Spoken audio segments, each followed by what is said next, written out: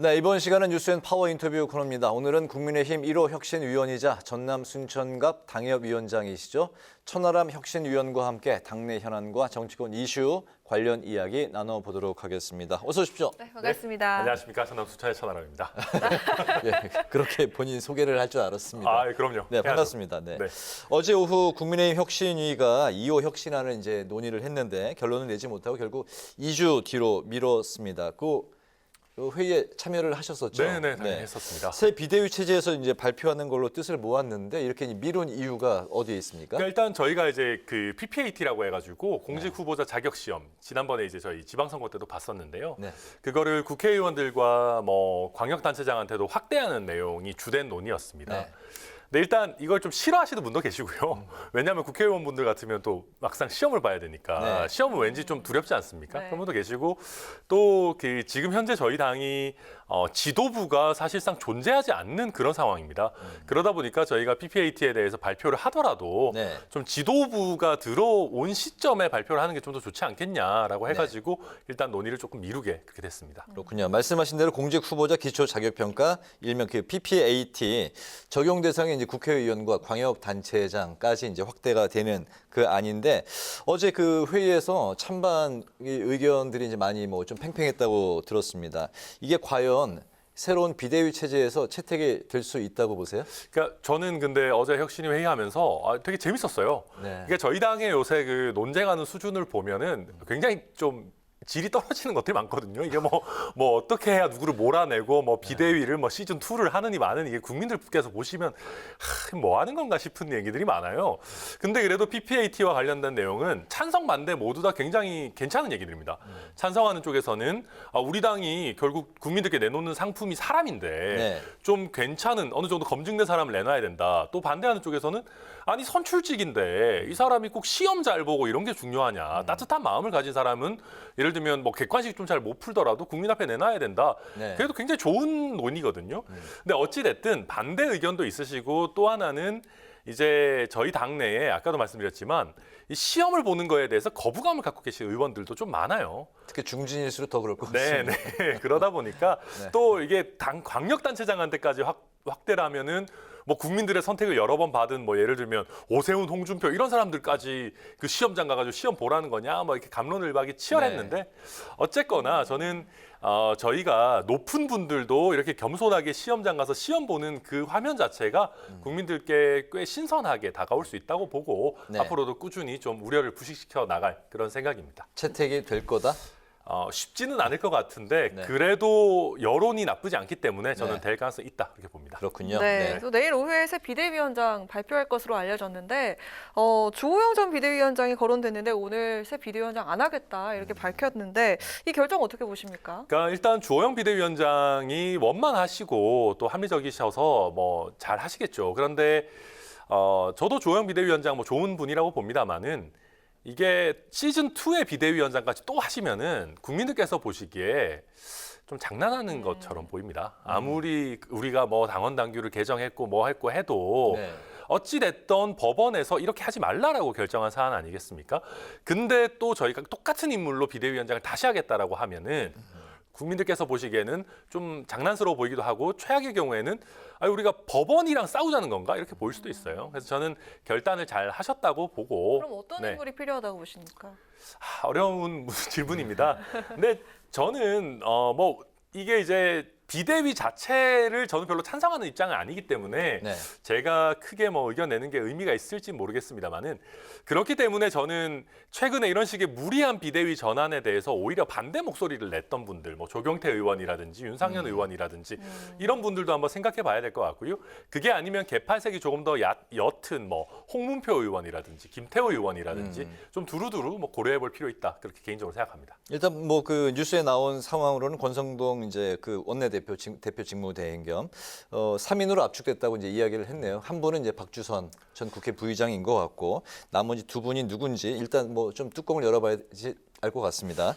네, 근데 저도 박주선 부의장 얘기를 듣고 말씀을 듣고 일단 저도 순천이 저희 지역구고 제가 지금도 순천 시민이기도 해서 네. 우리 아, 당의 같은 순천이군요. 네, 네. 뭐 저희 이제 아니요, 저는 순천 시민이고 네. 이제 아마 박주선 부의장은 고향은 저희 보성 저희 근처에 거기시고 주로 광주에서 정치를 하셨는데 저희 당의 그 무게감 있는 호남 정치인들이 늘어나는 것 자체는 굉장히 좋은 일입니다.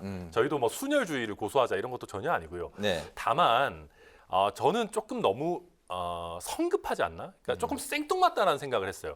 그러니까 박주선 부의장께서 들어오셔서 저희 당의 예를 들면 호남 뭐 위원회라든지 아니면 뭐 다른 어떤 양양자 의원 하시듯이 네. 특위의 위원장 같은 걸 해주시면 전 너무 좋을 것 같은데 사실 정치 인생 그 길었던 여정 내내 민주당 쪽에서 활동하셨지 않습니까?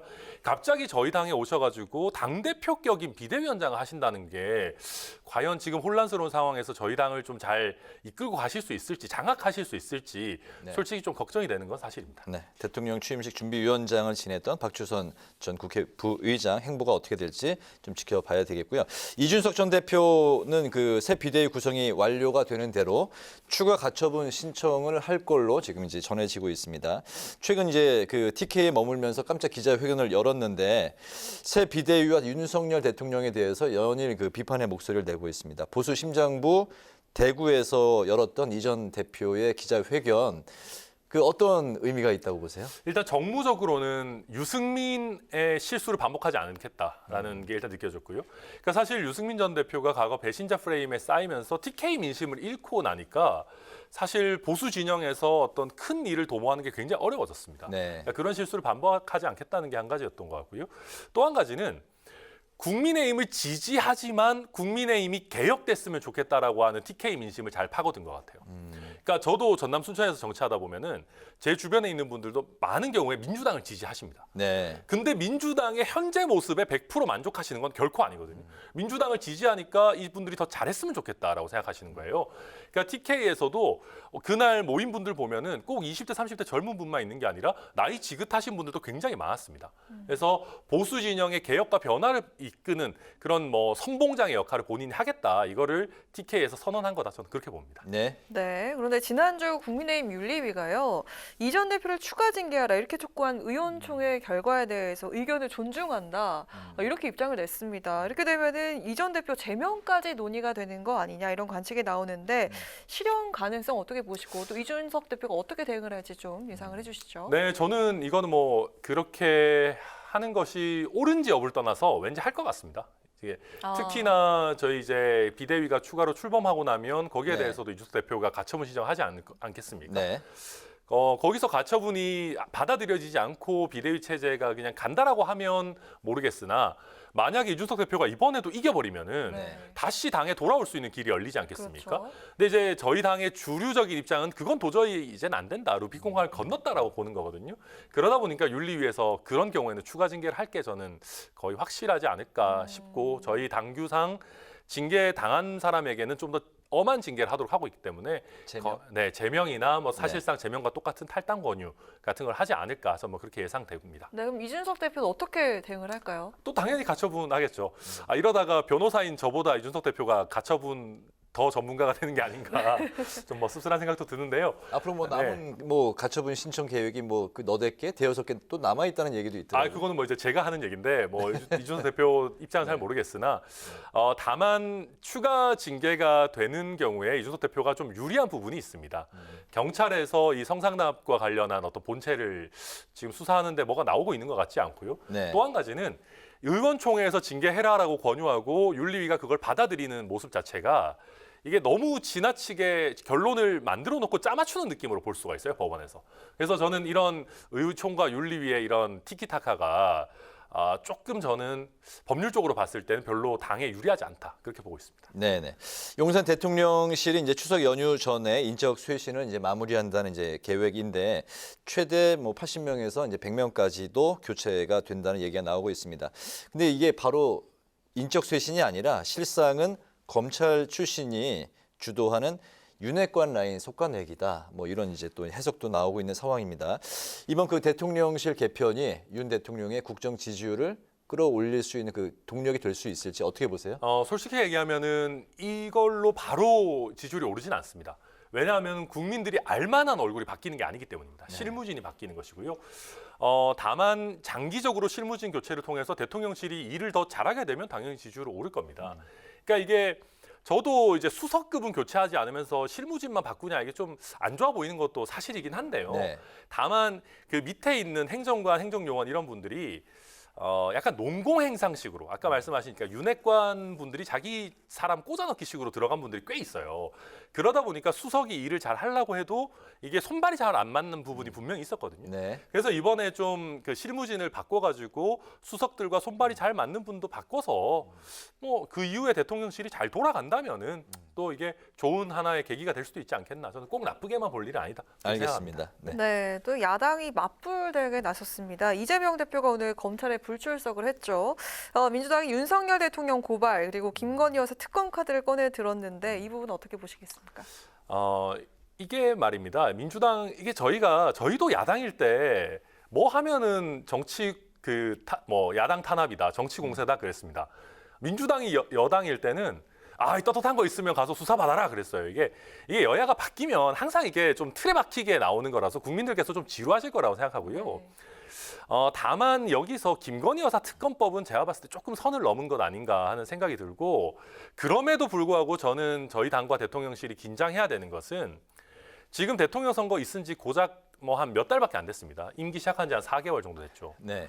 그러면 영부인, 대통령 배우자에 대해서 야당이 특검하겠다라고 하면은 어마어마한 역풍이 불어야 정상입니다. 원래.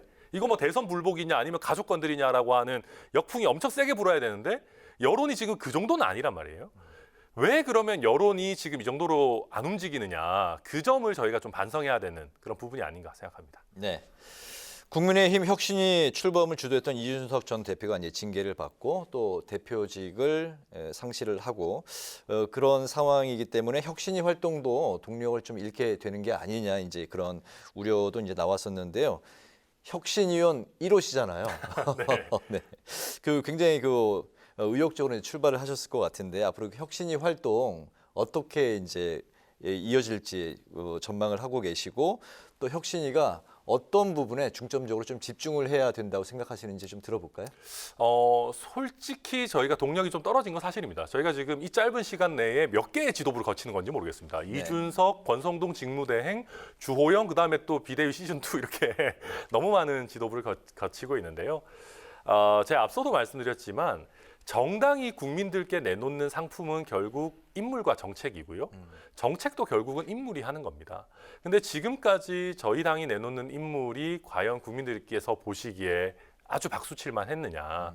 저는 이게 그렇다고 해서 어떤 철인 같은 당대표가 나타나서 옛날 과거 총재 시절처럼 훌륭한 사람들로 막 물갈이하고 억지로 자기 사람 채우고 이런 시대는 이제 지나갔거든요. 저희 당이 꾸준히 국민들께 납득할 만한 인물을 선보일 수 있는 시스템을 만드는 게 굉장히 중요하다. 전 앞으로도 그런 일에 좀 집중할 그런 계획입니다. 네. 시간이 조금 뭐 그 여유가 있는데 네. 그 마지막으로 하시고 싶은 말씀 있으시면 들어볼까요?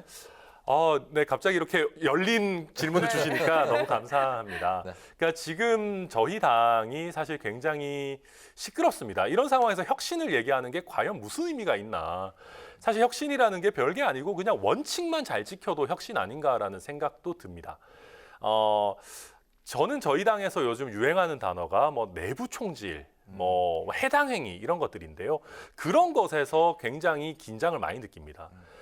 정권과 정당이 물론 같이 가겠지만 제가 생각하는 지점은 예를 들어 문재인 정부의 실정들이 있었습니다. 조국 장관 사태나 부동산 정책 실패나. 그럴 때 민주당에 있는 당 지도부나 아니면 당의 의원들이 거기에 맞서서 적극적으로 의견을 냈었다면 저는 지금도 민주당 정부가 이어졌을 거라고 생각하거든요. 그래서 저는 저희 당의 구성원들이 꼭 하나의 목소리로 일치단결하는 것만이 좋은 게 아니라 정말 다양한 목소리가 나오는 살아있는 자유민주주의 민주정당이 됐으면 좋겠다. 그러기 위해서 저도 뭐 필요한 쓴소리 계속 하도록 하겠다는 말씀드리겠습니다. 알겠습니다. 오늘 인터뷰는 좀 테너와 이야기를 나눈 듯한 굉장히 우렁찬 목소리가 아주 인상적이었습니다. 오늘 그 뉴스앤파워 인터뷰에서는 국민의힘 혁신위 활동 상황 그리고 새 비대위 출범 등 당내 현안을 중심으로 국민의힘 혁신위원 천하람 위원과 관련 이야기를 나눠봤습니다. 오늘 말씀 잘 들었습니다. 고맙습니다. 고맙습니다. 네, 감사합니다.